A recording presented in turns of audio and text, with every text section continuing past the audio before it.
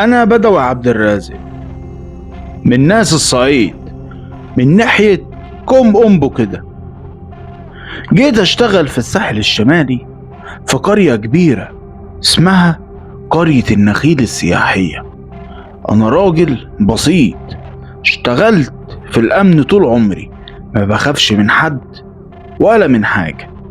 بس اللي شفته في الشتاء اللي فات والله العظيم غير حياتي كلها. كان أول مرة اشتغل هناك في موسم الشتاء. الصيف في القرية بيبقى عمرة بالناس والضحك والعياط والمزيكا، بس في الشتاء القرية بتتحول لمكان مهجور، كأنك في عالم تاني.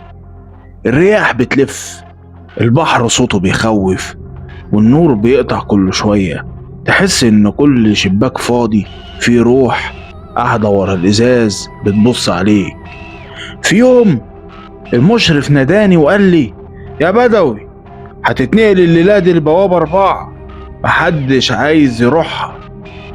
قلت له: ليه يا حاج سامي، فيها ايه البوابة دي؟ ضحك وقال لي: هتعرف بنفسك، بس ما تتخضش لو سمعت حاجة. الكلمة دي فضلت ترن في وداني